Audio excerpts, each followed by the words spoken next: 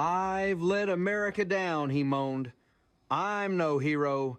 I'm just a fry cook in tights." Alice patted his shoulder. "Relax, America will recover. And you'll always be our hero, well, at least until Halloween next year." Mel sniffled. "Do you really mean that?" "Yes," Alice said. "And if you don't change out of that costume soon, we're all calling the fire department." Part 3. Goose and Asphalt. By Thursday, the coffee at Mel's Diner tasted like the economic outlook bitter necessary and over-extracted by a man who kept insisting he knew the machine. The morning rush had finished grinding through, leaving behind the usual battlefield napkins, curled like white flags, ketchup constellations on Formica, and a grill that looked as if it had seen combat.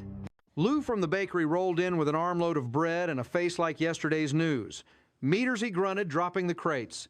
"City stuck the metal scolds all up and down the block. Now my truck can't breathe." "Tell them to install manners," Alice said, signing his slip. "Or better bread, whichever's cheaper." Lou jabbed at Mel's order form. "You wrote 16, you meant 10. Mel squinted. "That's a 0. Looks like a 6. Vera leaned over, squinting so hard her lashes almost braided. "I think it's a 0-ish 6. Lou threw up his hands, gathered 6 loaves like hostages, and clomped out. The door yawned shut, and the diner inhaled again. Somewhere behind the counter, the dishwasher clanked a metal hymn. Elliott Patrol Cap tilted just so strolled in like a man on a poster for civic virtue. He handed a slip of paper toward the kitchen window without looking up. "Good morning, all." Mel snatched the paper. A ticket for what existing? Blocking the alley, Elliott said easy as breathing. Also, incorrect use of the word pumpernickel on your specials board. "Now you listen here." "I'm kidding, Mel." He tapped the badge. "But the alley thing is real." Jolene slid him a coffee. Never knew a man who could hand out fines with such gentle wrists. "Public service is 90% wrist," Elliott said, and smiled at Vera, who blushed right down to her shoelaces. The bell chimed again, and the room shifted, softened because certain people carry an atmosphere around like perfume. She wore sensible shoes and a pastel dress with the sort of frills only children can take seriously. Her gray hair was pinned into a bun that meant business, but her eyes housed the daycare of 1,000 scraped knees. Mother Goose Vera clapped as if she'd spotted a celebrity. "You look fairy tale-ish." "Afternoon, my goslings," Mother Goose said, melting into a stool. "Black coffee, please. And if anyone asks, I only cry into it on Thursdays." "What's the matter?" Alice asked. "Already pouring." Mother Goose sighed the sigh of a teacher who has seen the glue sticks again. "The owner's selling the building. If the new landlord won't renew my lease, my little school is, well, without a nest." Jolene put a hand over her heart. "That's awful." Mel in the pass-through called order up like a man who refused to admit the world had feelings while eggs were on the line. Mother Goose took the coffee, smiled like a brave weather report. "Maybe it's nothing. Maybe they'll keep us. Perhaps the wolf is vegan this time." "You tell us if you need anything," Alice said, "and I mean the kind of anything you can put in writing or on a picket sign." Mother Goose winked. "Bless your militant heart." By afternoon, the meters out front had turned the curb into a timed quiz no one studied for. Customers bolted in, forked down meatloaf like fugitives, and fled with napkins sticking to their sleeves. Mel scowled at the street as if inventing a counter law. "I need a parking lot," he declared the way some men declare nationhood. "A big one, the kind you can see from planes." He thumped his spatula. "Customers will return. Civilization restored." Jolene paused mid-order. "Were you going to conjure a parking lot, O Emperor of Asphalt?" Mel tugged at a folded flyer in his pocket and slapped it on the counter commercial property auction former day school, a thumbtack through the heart. Alice read it once, twice. "Mel, that's Mother Goose's place." "It's business," Mel said. "A necessary sacrifice. Like parsley?" "Parsley's decoration," Alice said. "Children are the entree." He looked straight at her the way cats look at closed doors. "If I don't fix this meter mess, we're finished. You want tips. You want to keep the lights. You want that coffee to be bitter and available." Sure, Alice said a cold knot tightening, but not at the cost of a kindergarten. Day school Vera corrected softly because for her, words had personalities and feelings. They wanted to be addressed properly. Whatever Mel growled, already picturing the lot lines, the fresh paint, the mechanical chirp of quarters falling like rain. That evening, Alice and Jolene brought Mother Goose pie, pecan the mercy of the South, in a dish. The school smelled like washable markers and the ghosts of naps. Crayon drawings marched down the hallway, families rendered as bright balloons with faces. On a corkboard, a paper spider smiled with 8 lopsided legs.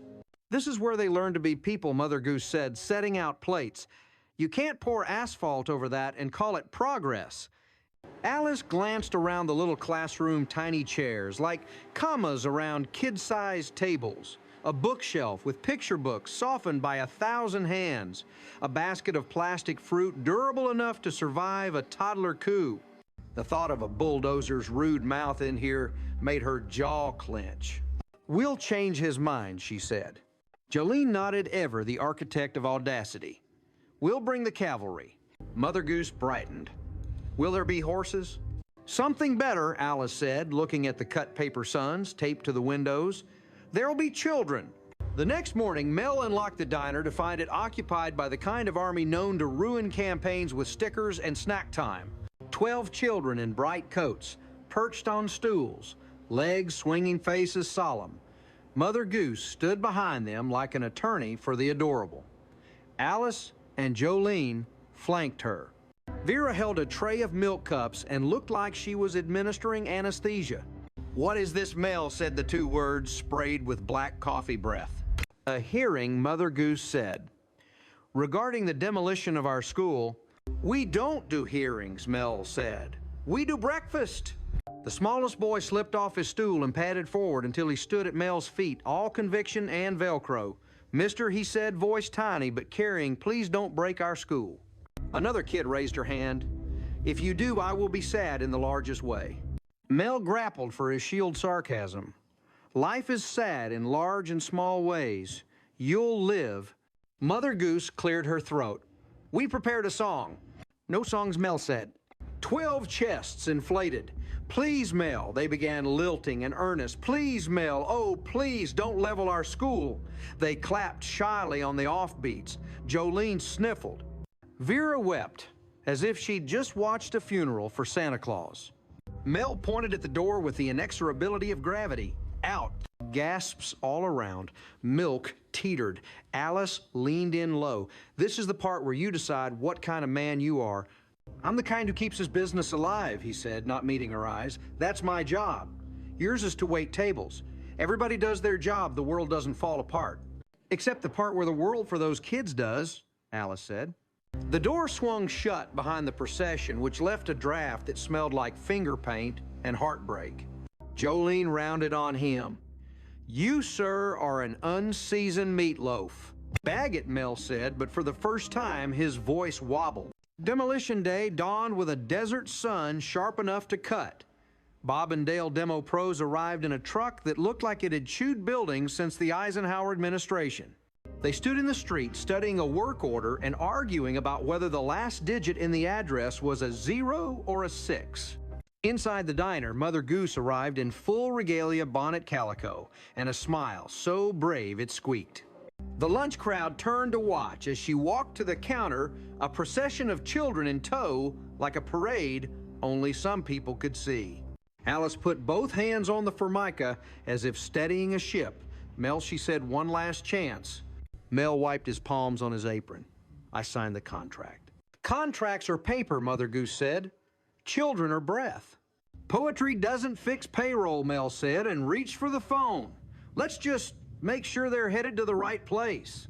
On the curb, Bob dialed. Sharples, we're at 1130 Bush Highway. Still the plan? Mel raised the receiver to his ear, sweating. Yes, he said, without thinking. Get it over with. Alice's eyes widened. Mel, the diner is 1130. Mel froze. Somewhere deep inside a floorboard creaked and gave way. He stood very still, as if the air might fix it if he didn't move. Outside, the wrecking ball swung.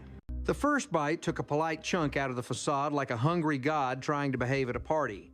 Plaster snowed. A window hiccuped and sighed into lattice. The neon M flickered a surprised mortal red. Mel tore across the dining room, vaulted the counter he had never vaulted in his life, and burst through the door. Stop, that's my he didn't finish. The ball swung again, humming a terrible note, and Mel Captain Galaxy no longer, but still a man who made rash decisions in public grabbed the chain with both hands. It was not by any known metric a good idea. He rose 6 inches, 3 feet a story, his apron flapping like a white flag someone had tied to pride. The foreman hit the kill switch, and the world stuttered to quiet. Dust settled on Mel's hair in a fine, humbling frost. He slid down the chain and landed badly. The silence that followed was not the kind diners make. It was the hush of people realizing they have witnessed something they'll repeat at parties. Mother Goose reached him first. "You magnificent fool," she said, and dabbed his forehead with a napkin that smelled faintly of cookies. He looked around at his wounded diner. A hole yawned in the wall like a mouth mid-complaint. Sunlight stabbed in revealing grease shadows in honest geometry. Alice stood beside him, the kind of steady that makes people realize what steadiness is for. Mel swallowed. "I almost killed my own place." "Not almost," Jolene said, dazed. "We're ventilated." Bob the Demo Pro shuffled up, hat in hand, humility heavy on his boots. About that last digit. Might have read a 6 as a 0, as in, the school is 1136. Mel asked, tone like a man checking a diagnosis. "Yes, sir," Bob said. "Our fault and yours." Mel nodded. Everybody's fault, the world's fault. He looked at the children, some delighted by the event's theatricality, one trying to pocket a fallen screw as a souvenir. He looked at Mother Goose and saw not a costume, but a vocation. "Okay," he said, voice rough as the wall. "Here's what we're going to do." By dusk, the diner wore a makeshift bandaged plywood where brick had been a hand-lettered sign that read, "Yes, we're open more or less." The coffee tasted like victory diluted by 2 parts oops. Customers came not for the specials, but for the story. The tip jar bulged. Mel stood in the middle of the floor like a mayor who had just survived his own ribbon cutting. "I'm renewing your lease," he told Mother Goose, "for as long as you want. And if you still want rent checks, come to me. I'll fix the wall. With your money and mine, and probably city permits I don't understand." Mother Goose set her hand on his arm. "You'll get your lot, Mel. One day. But not on the bones of a school." "I know," he said. Turns out asphalt doesn't go over conscience. Elliot wandered in, took one look at the hole, and whistled. That's one way to increase airflow. "Want to write me a ticket for overventilating," Mel said. Elliot tipped his cap. "Just don't try to charge for patio seating." Vera brought out a tray of milk and cookies on instinct, then swapped the milk for coffee because it had been that kind of day. The children sang an improvised thank you song that started on one note and got braver. Jolene danced in place with them, her laugh ricocheting off plywood and landing in people's shoulders like a reminder that being alive was sometimes farce wrapped around relief. Alice collected 2 hammers from the back and handed one to Mel. "Come on, General, let's make a wall."